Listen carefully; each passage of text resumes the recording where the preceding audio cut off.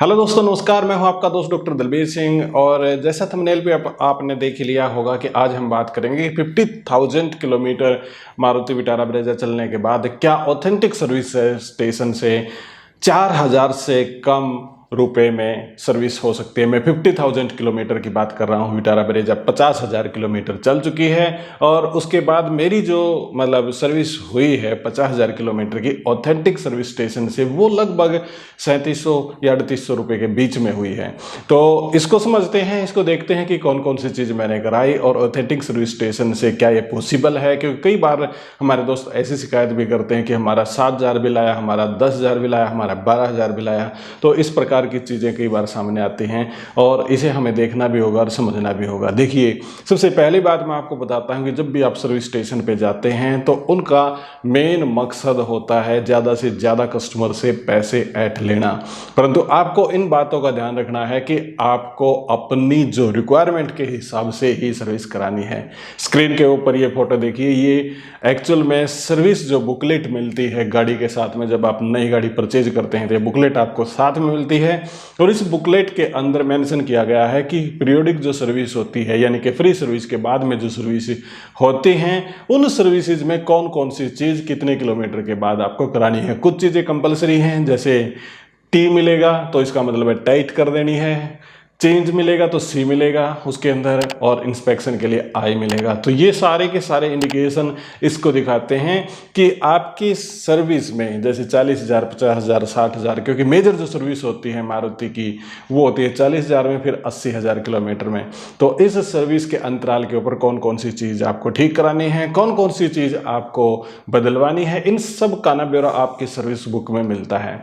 और service book के अनुसार ही मैंने एजेंसी को बताया कि मुझे ये चीज़ करवानी है चेक, बाकी आप चेक करिए, उनके अंदर कोई प्रॉब्लम है तो मुझे बताइएगा। अब दोस्तों, यहाँ पे ना एक चीज़ और मैं आपको बताना चाहता हूँ कि जब आप जाएंगे सर्विस स्टेशन पे जाएंगे या फिर ऑथेंटिक सर्विस स्टेशन पे जाएंगे, तो वो कई सारी चीज़ें और भी रिकमेंड करते हैं जो जिनकी ज़रूरत होती नहीं है। और मैंने तो यहाँ पे जो मेरा बिल आया है उसके साथ साथ में मैंने यहाँ पे एक्चुअली में अलाइनमेंट भी कराया है। बिल अलाइनमेंट करवाने के बाद ये बिल है। तो दोस्तों, कैसे ये कम बिल आता है? तो पहली बात तो आप वही चीज़ करवाइए जो आपकी सर्विस बुक के अंदर मेंशन की गई है। उसका फोटो अपने पास रखिएगा, नहीं तो सर्विस बुक जब लेके जाते हैं तो उसमें एक बार नज़र दौड़ाइएगा और देखिएगा कि कौन कौन सी चीज़ आपको बदलवानी, कौन कौन सी चीज़ आपको रखनी है। इसके बाद में 2-3 चीज़ें और मैं बताना चाहता हूँ। जैसे एक एसी का फिल्टर आता है। पहले पुरानी गाड़ियों में तो एसी का फिल्टर आता नहीं था, परंतु आजकल की गाड़ियों में एसी का फिल्टर आता है। तो मुझे रिकमेंड कर रहे थे कि अभी ना 700 रुपये का एक एसी का फिल्टर आ रहा है, वो काफ़ी अच्छा है। मैंने पूछा कि क्या वो पोल्यूशन फ्री है, क्या उसके अंदर क्या होगा कि पोल्यूशन कम हो जाएगा गाड़ी का। उन्होंने बताया कि नहीं, परंतु ये अच्छी क्वालिटी का है। अब अच्छी क्वालिटी का क्या मतलब है? जब गाड़ी के साथ में जो आया और उसके बाद में जो बार बार हर सर्विस पे रिकमेंडेशन के अनुसार बदल रहा था, यानी कि लगभग 300 रुपये का, 270 के आसपास का वो एसी का फिल्टर था और बाद में उसको 700 रुपये का बता रहे हैं। तो मैंने उनको मना कर दिया कि ऐसे बगैर फालतू की कीमतें बढ़ाना शुरू कर देते हैं कोई भी ऑथेंटिक सर्विस स्टेशन वाले। इसके साथ में जो ब्रेजा के अंदर तेल जो डलता है वो 5W40 या 5W30 डलता है।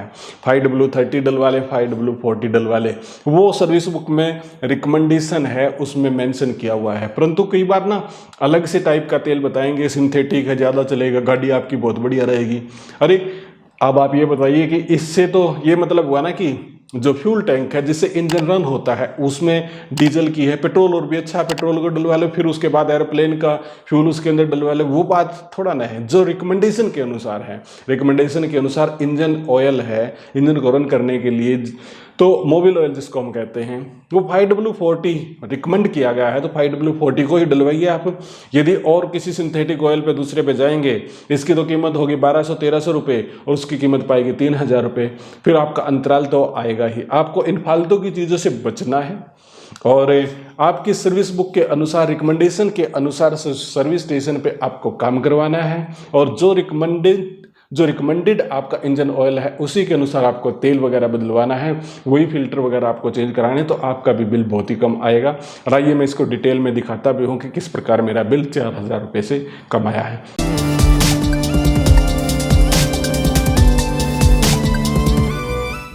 यहाँ पे दोस्तों आप प्रूफ के साथ देखिएगा, ये जॉब कार्ड एक्चुअल में ना इसकी डेट मेंशन यहाँ पे मैंने कर रखी है, और मैंने क्या कर रखी है, ये एक्चुअल में जॉब कार्ड है, जॉब कार्ड डिटेल के अंदर ये डेट मेंशन हुई है 24 मई 2022 को। हालांकि थोड़ा सा लेट मैं इसका वीडियो बना रहा हूँ क्योंकि टाइम की थोड़ी शॉर्टेज थी, टाइम के अकॉर्डिंग नहीं बना पाया।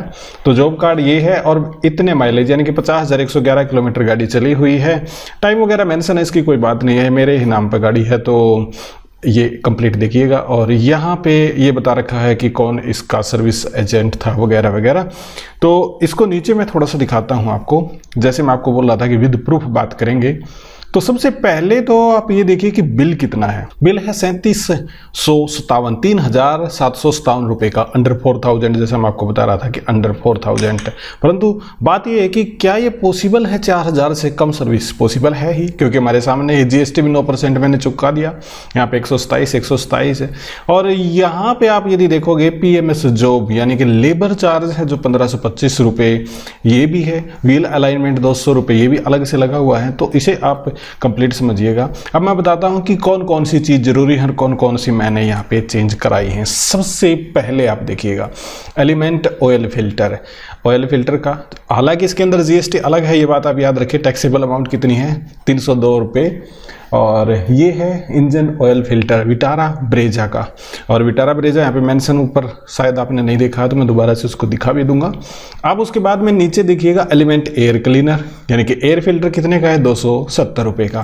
फिर उसके बाद में है कैबिन एयर फिल्टर, सियाज और न्यू स्विफ्ट वगैरह, मतलब ब्रेजा का भी वही है, तो ये 305 रुपये का है।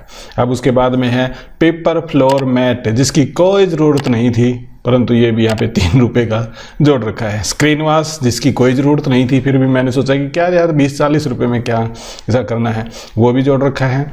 और उसके बाद में तेल जो रिकमेंडेड है, मतलब सर्विस बुक के अनुसार जो रिकमेंडेड है 15W40 और 15W40 5W40 ये वाला तेल है। तो कैस्ट्रोल का ये 860 रुपये का है।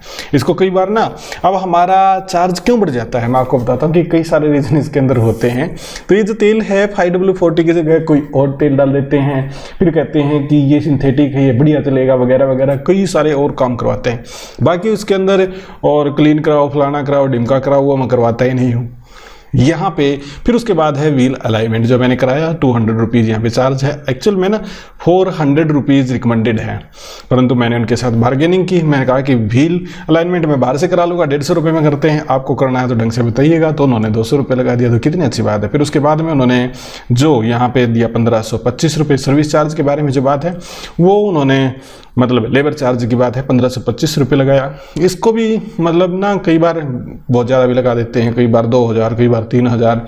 और जैसी एक हमारे नॉन के पास गाड़ी है दूसरी, और वो है टाटा की, और टाटा के सर्विस सेंटर पे जब हम गए, टाटा नेक्सॉन की बात मैं कर रहा हूँ, तो उन्होंने पता कितना बिल बनाया?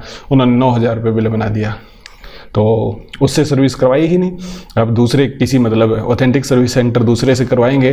तो एक्चुअल में आप इन बातों का ध्यान रखें कि ज़रूरी चीज़ कौन सी है। अब इसके अंदर भी 2 चीज़ें हट सकती थी, और कौन सी 2 चीज़ें हट सकती थी? देखिए ये पेपर फ्लोर मैट, इसकी क्या ज़रूरत है? इसकी कोई ज़रूरत नहीं थी। स्क्रीन वॉश शैम्पू भी डाल सकते हैं यार, परंतु ये सारे के सारे 25 और प्लस टैक्स इसमें लगा भी दिया जाए तो कितने रुपए का होगा? अंडर 50, मतलब 50 रुपये के नीचे नीचे ही रहेगा। तो मैं इसलिए इसके बारे में कुछ भी नहीं कहा। तो बाकी सर्विस आपकी यहाँ पे आप टोटल बिल देखिएगा 3,757 का बन गया। यहाँ पे जीएसटी भी पेड कर मैंने कर दिया, सारी चीज़ें पेड करने के बाद, और ये टोटल बिल हमारा बना इतना। तो काफ़ी ठीक है। आप भी कमेंट सेक्शन के अंदर बताइएगा कि ये ठीक लगा या कैसा लगा। दोस्तों ये था आज का वीडियो इंजन से रिलेटेड, इंजन सर्विस से रिलेटेड। उम्मीद करता हूं कि आपको पसंद आया होगा कि 50,000 किलोमीटर के बाद भी गाड़ी चलने के बाद 4,000 से कम में सर्विस हो जाती है और ऑथेंटिक सर्विस स्टेशन पे। अगले वीडियो में फिर मिलते हैं, तब तक दीजिएगा इजाजत। हमारे वीडियो को शेयर कीजिएगा, लाइक कीजिएगा, इसके साथ में हमारे चैनल को सब्सक्राइब करना मत भूलिएगा। बहुत बहुत आपका धन्यवाद।